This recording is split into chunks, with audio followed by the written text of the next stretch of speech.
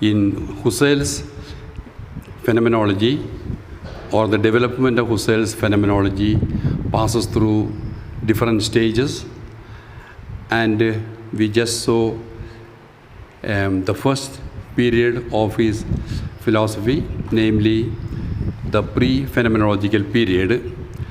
That was more of a search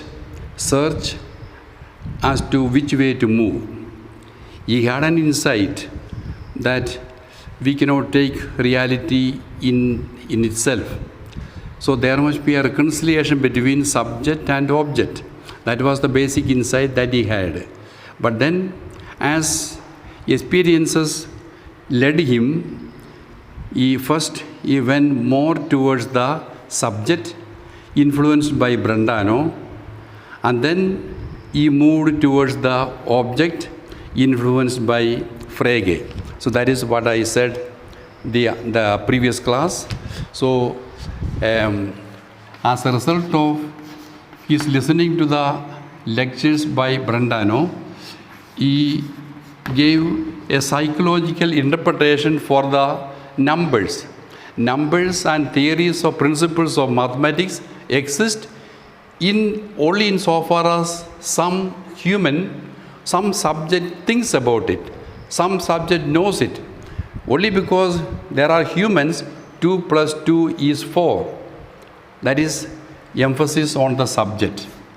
And then that was proposed in his philosophy of arithmetic, and that book was reviewed by Frege. So this one was influence of Brentano. And then the book Philosophy of Arithmetic was reviewed by Frege, and then he understood he cannot go to the subject view too much. We must, then he went to the other direction. Not as crude as traditional philosophy. It is only in comparison to his phenomenological period, he moved more towards the objective. Things, the mathematical principles are true in themselves, not because someone thinks about it. He proposed that one, and that was proposed in his Logical Investigations Part 1. So that is where we stopped, because he was in search, moving from one to the other. So that search, we could find that searching mind we could see in Husserl's philosophy, especially in the pre-phenomenological period. Now he comes to the sort of a phenomenological maturity, that is the phenomenological period.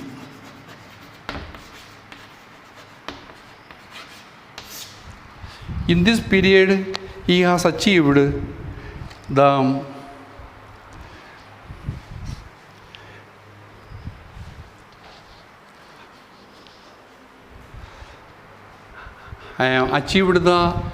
reconciliation between subject and object.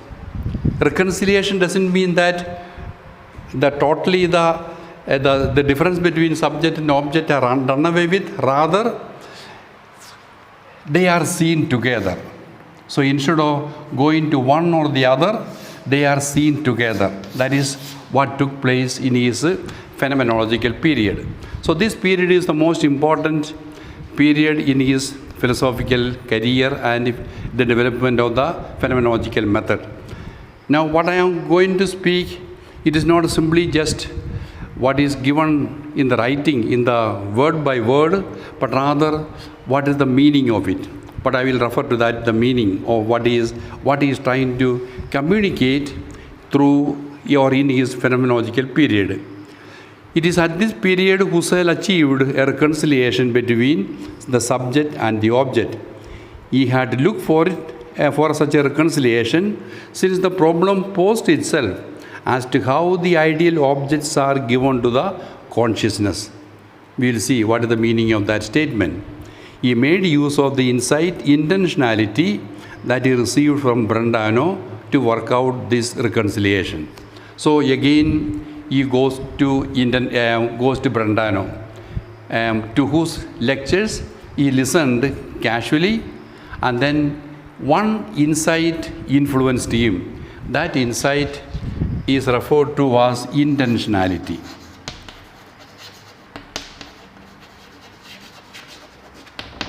Intentionality. So this is an important notion in phenomenological method, intentionality. Originally, that notion is received from Brentano, but Hussel has given a philosophical depth to it. Brentano, it was more psychological. That is the reason why at first he moved towards the subjective. But then he has given when he gave a philosophical depth to the meaning of intentionality, then he could reach a kind of balance between the subject and object, emphasizing neither on one or the other.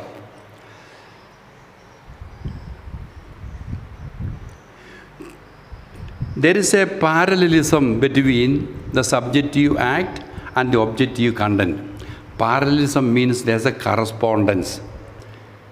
They cannot exist separately.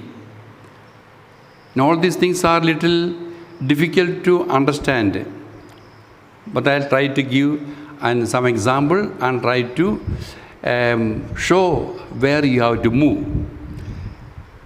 So we cannot now, for example, what is the meaning of subjective act? The subject knowing, the subject perceiving, the subject experiencing. That is one aspect. That is the subjective part. And then something is experienced, and that is the objective part. So you call it the subjective act and the objective content. There is a content for my experience. I am experiencing something, not experiencing in the air. Formerly we were thinking that I am experiencing, so subjective act was separated from the objective content. Now Hussel has shed light on this aspect. There is no subjective act without an objective content. I hope you understand the meaning of subjective act and objective content. In Hussel, he uses the two Greek terms to refer to the subjective act and the objective content. That is the subjective act and objective content.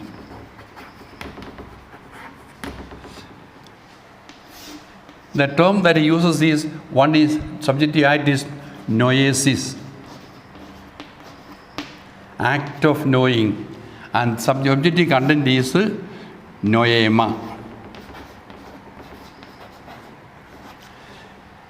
He wants to do away with the expressions subject and object.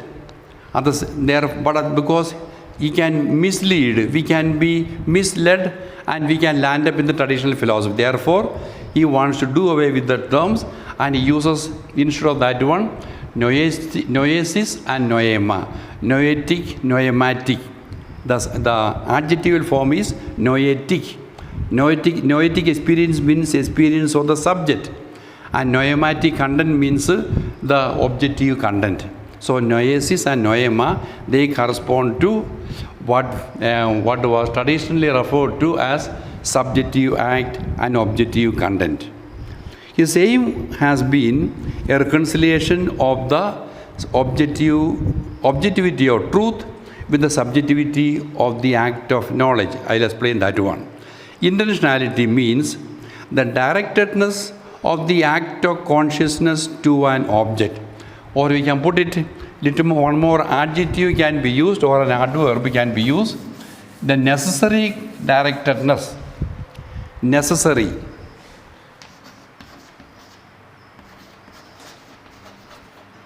Necessary directedness. Can add that one. Of what? Of an act of consciousness to an objective content. So in other words, every act of consciousness necessarily implies and involves an objective content. So we cannot separate, I am repeating the same thing, we cannot separate the subjective act or the act of consciousness from the content, from the objective, from the content, something that I am experiencing. I can give some examples. Now, take the same example. To be conscious, that's a subjective act. To be conscious. Can I be conscious if there is nothing about which I am conscious? So, to be conscious necessarily means to be conscious of something. So, in the very act of my being conscious, the something is already included. I repeat, in the very act of my being conscious, the something about which I am conscious is included. So, we cannot separate the object over there. I am here, standing and knowing, experiencing, perceiving. That object is present in the very act of my being conscious. So, other one is only an artificial abstraction, that if you make I am conscious, that is different from something about which I am conscious. In the very act, I repeat the same verse, in the very act of being conscious, I am conscious of something. The very act of being, the act of desire, I desire. I cannot desire simply in the air. I desire something. So when insofar as I desire, something is included in the act of my desire.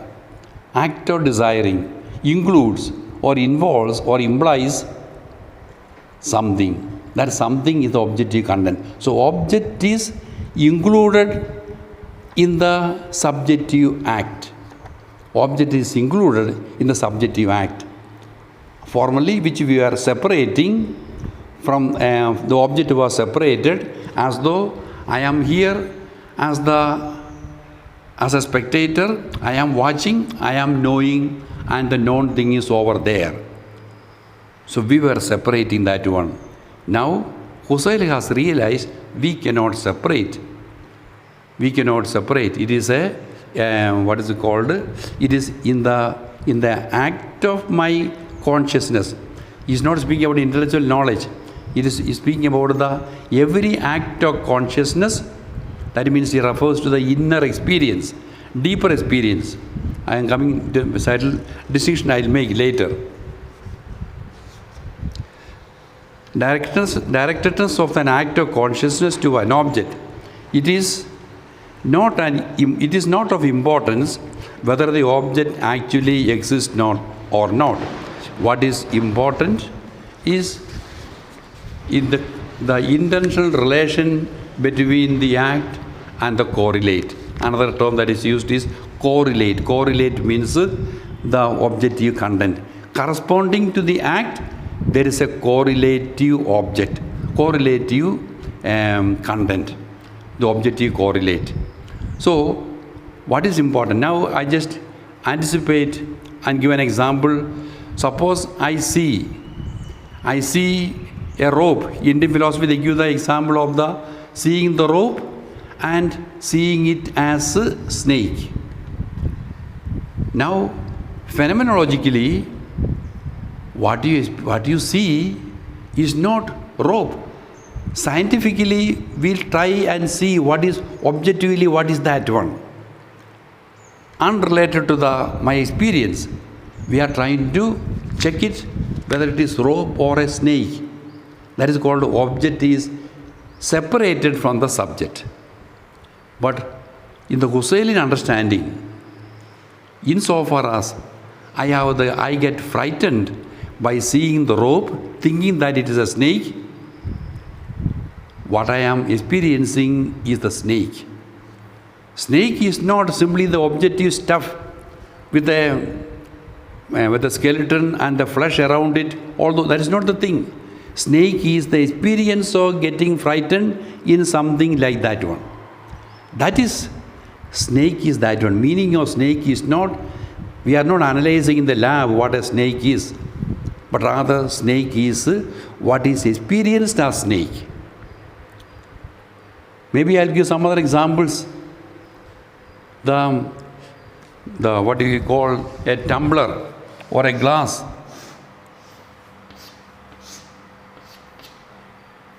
Insofar as you use it for drinking water, or use it for taking cup of tea or coffee, it becomes a glass for water, or a drinking cup, or a cup of tea, a tea cup.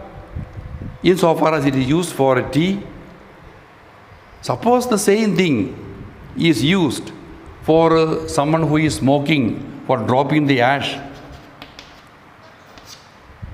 it is an ashtray. Ashtray is not the shape that gives something an ashtray. What is the difference between a table and a cot? In relation to the human being, in relation to my seeing it as a cot. Now this I cannot see it as a cot. It is not simply the shape that makes something a cot as different from a table. In the use of it, Heidegger will come to that one more explicitly. We will not, but then the inspiration is from Hussel.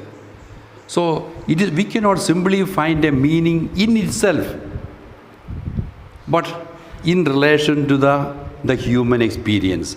Same thing I tell you the example of the snake. The rope seen as a snake. The rope, from a scientific point of view, objectively what it is. And there the subjective experience is not of importance. But in all other things, I am getting frightened, seeing it as a snake. It is a snake. Snake is not that, I repeat again, snake is not what you, that long fleshy stuff. Snake is that which engenders fear in you, and that fear is already created. You are seeing a snake. Snake means, of course, again, it is phenomenology. I give another example which I used to give in hermeneutics. I may come back to same example, but because I find that example is very meaningful. Maybe I am anticipating. I go to a stranger's house and the dog comes barking. The dog not barking, it shows itself as frightening. The dog shows itself as frightening insofar as you are frightened.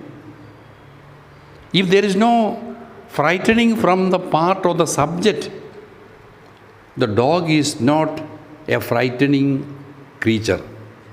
The dog is frightening insofar as in my act of getting frightened, I am anticipating, the dog is constituted as something that is frightening in my act of getting frightened.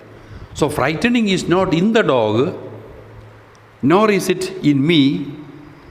It is the meeting together of the subject and object.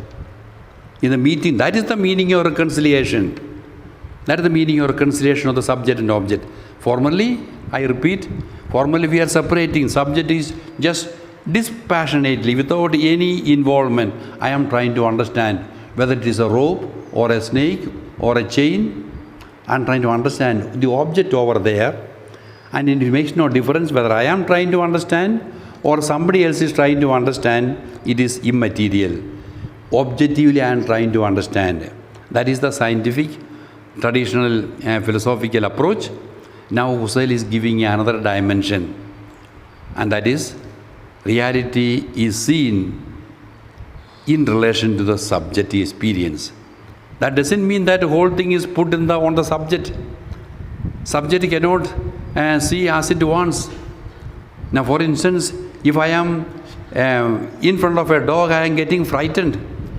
Don't think it is under my control. If it were to be under my control, then I would have made the dog as a mild one. I cannot make it. I cannot make the dog a mild one. So don't think it is I am making the dog frightening or mild one, wild or mild. It is not under my control. It is the meeting together of dogs frightening and humans getting frightened. In that meeting together, the dog shows itself as frightening and we show ourselves as frightened. Not simply by itself. I am not simply getting frightened in the air. I am frightened before something that is frightening. Again, this is the point. I am frightened. That is the subjective act. I am frightened, not in the air, but before something that is frightening. I am frightened before something that is frightening. Now don't ask which is first, which is second. There is no first and second.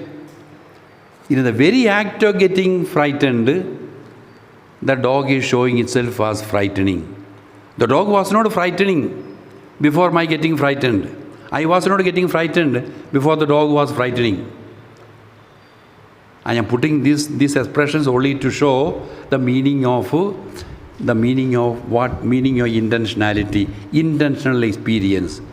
So reality is not simply in its crude understanding of objectivity. It is there. It is a rope, very clear. And I am trying to cut and see whether it is rope or a snake. That is a crude objectivity. It is not a crude objectivity. This one is always a tumbler or a glass. It is in relation to me. It is whether it is a bigger piece of table. Insofar as it is used as a court, it is a court. It is not the shape that makes it something a court or something else. So it is not the term, but the meaning. Okay, something is clear, I believe. Now here again, I refer to what Descartes has told. Descartes, how did he proceed? Cogito ergo sum. I think, therefore I am. So from the act of thinking, subjective act of thinking, that is I think, an act of consciousness. And from that one, he moved to where? He moved to the subject. I think, therefore there is an I. There is a thinking. Thinking is taking place. Therefore, there is someone who is thinking. He moved from the subjective act to the subject. Therefore, there is a subject who is thinking. But that was Descartes' approach. And as different from that one, how does Hussel proceed? I think, therefore, there is something that I think about. Insofar as there is thinking is taking place, insofar as there is thinking is taking place, there is something that is thought about. In Latin, it is easy. So the term that is used is cogito. Cogito is the thinking, I think. From cogito, Hussel is moving from, if I am thinking, there must be something that is called cogitatum. Cogitatum means that which is thought about. So I cannot think in the air. Insofar as I think, there must be something included in my thinking. Therefore, every cogito includes a cogitatum. Every thinking implies something about which I think. That is the way Hussel is proceeding from subjective act to the objective content. Proceeding the inseparability of the subjective act and objective content. The objective content is included in the subjective act. So that is the term I use there, cogito, and then cogitatum.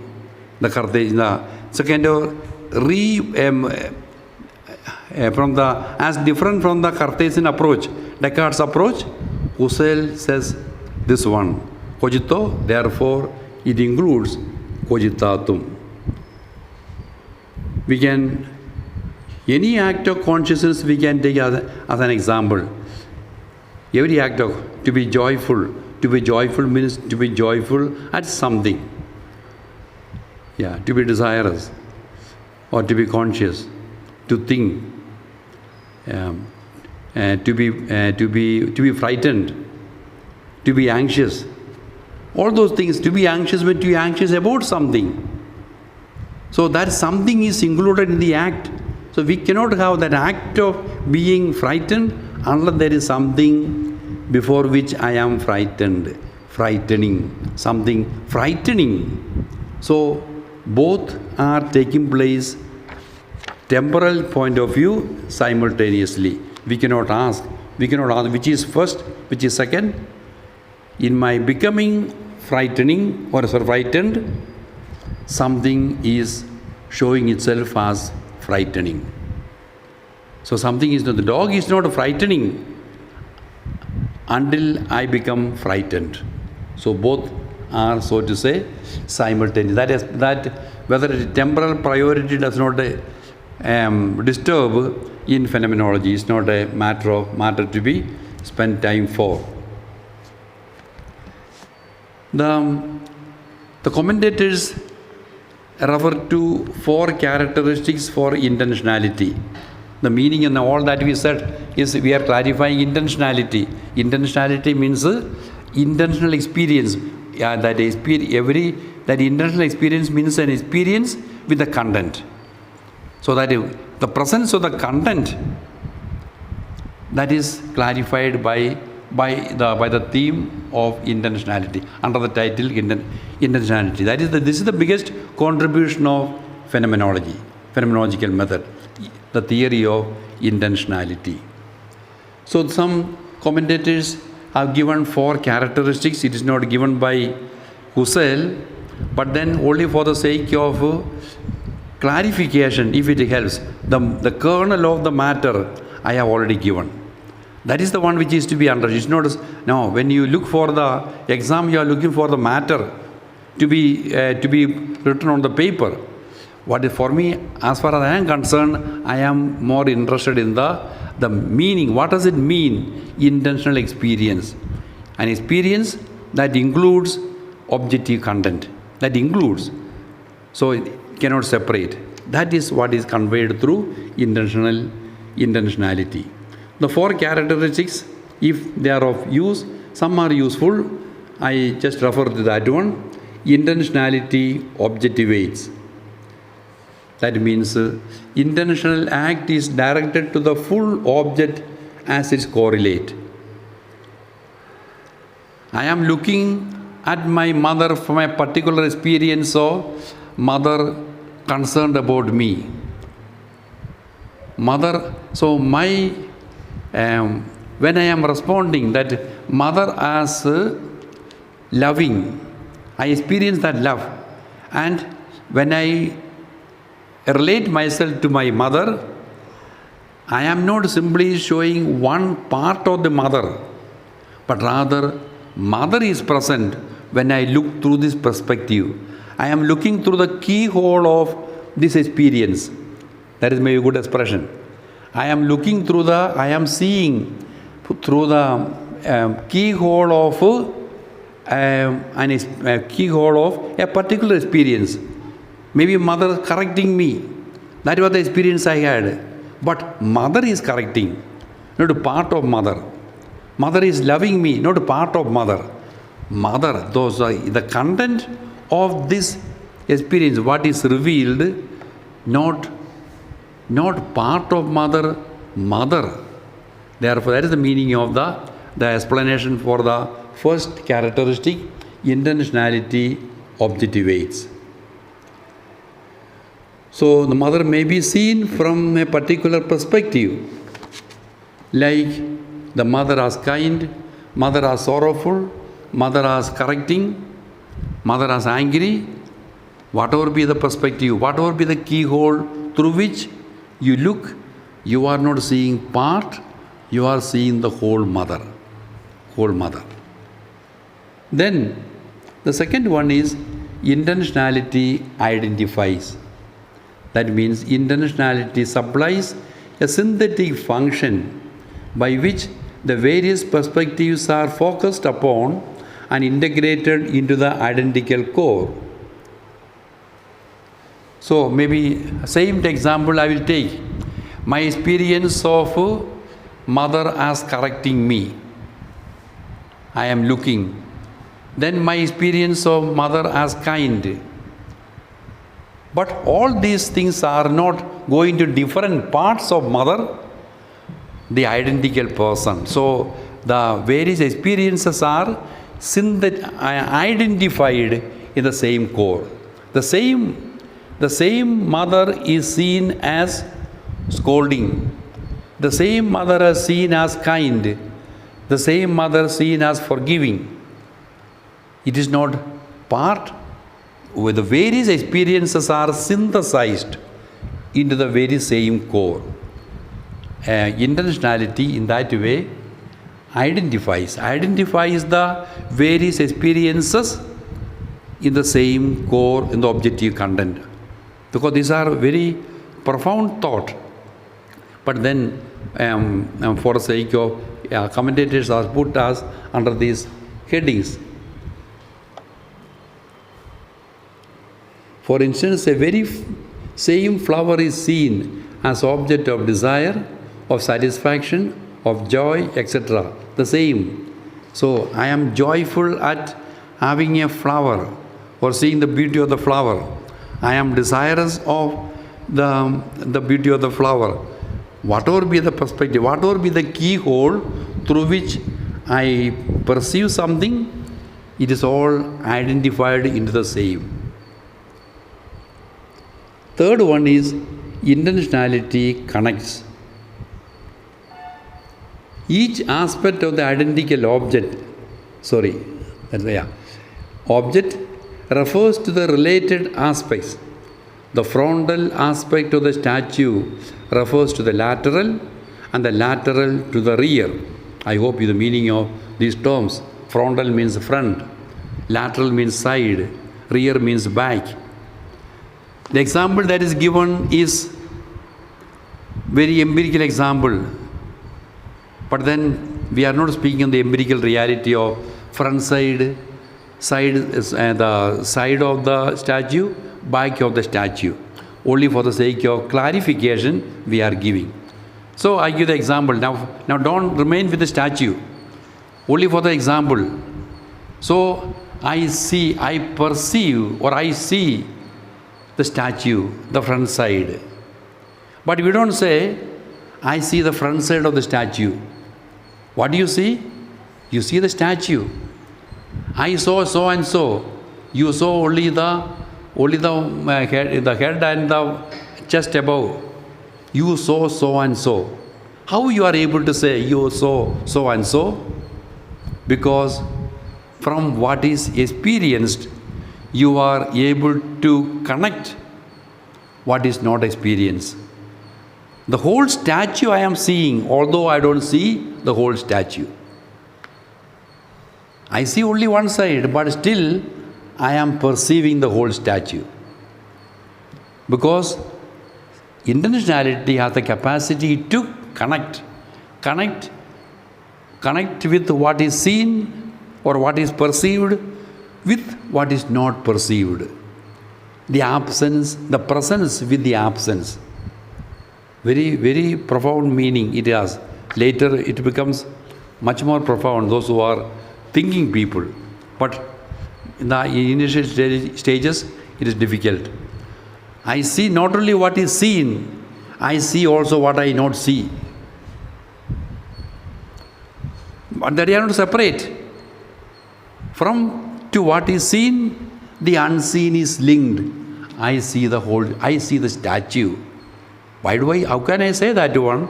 Insofar as what I see is connected with what I don't see, the lateral, the rear. That ability intentionality has got, intentional seeing. That is another area which will be taken up again later when you come to the doctrine of essence. Yeah. And then finally, intentionality constitutes. Intentionality constitutes. What does it mean? The intentional object is referred not as something already given, but as something that originates or is constituted in the act.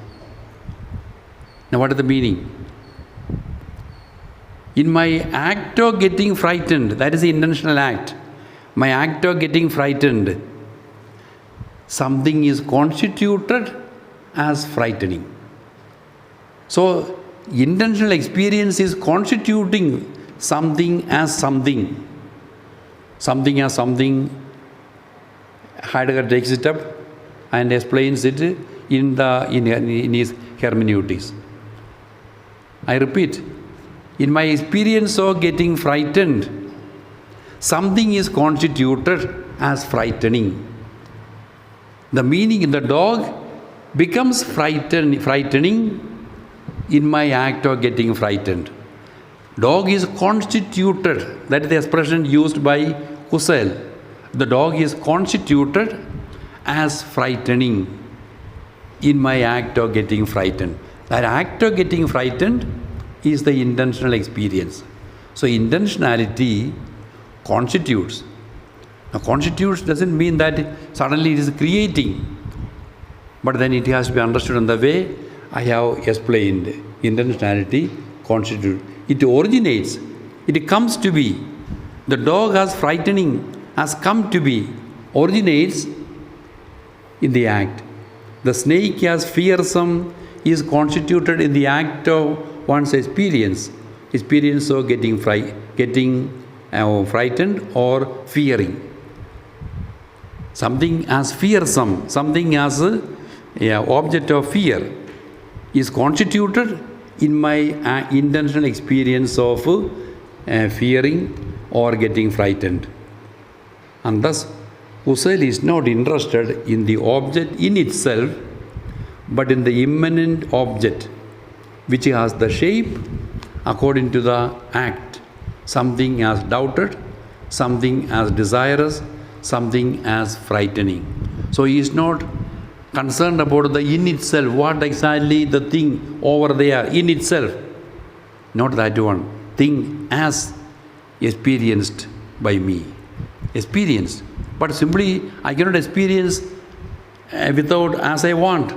As I told, I cannot make the dog as mild by it is not under my control. Dog, but the dog also is not. Dog can be frightening only insofar as there is a frightened subject. That someone is getting frightened only insofar as there is a frightening object. They go together. There is one does not have the upper hand over the other one. So that dimension of subjective and objective, that is what is put forward in the Husselian phenomenology. This is the core of phenomenological method. The phenomenological method, which again it has to be just got it. We cannot scientifically clarify this point. Scientifically clarify, we can only clarify realism, whether it is what it is made of. We can analyze and find out objective in itself, what it is. But the meaning, phenomenology is concerned about the meaning of reality. There is one more point I will just add, that is, phenomenology is not concerned about the reality as experienced by my external senses. It is not simply empiricism, what I see, what I hear, what I touch, what I taste. That is not the phenomenology concerned about. Phenomenology is concerned about what is perceived. So a term very important in phenomenology, what is perceived.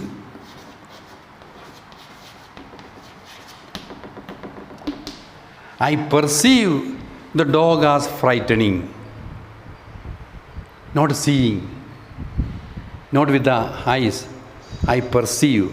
And what is that perceived with my consciousness, not with my external senses, with my consciousness. And what is this consciousness? I would say kind of an inner organ, an inner sense that transcends the various external senses. My consciousness, how do you see beauty? Beauty is not seen, beauty is perceived.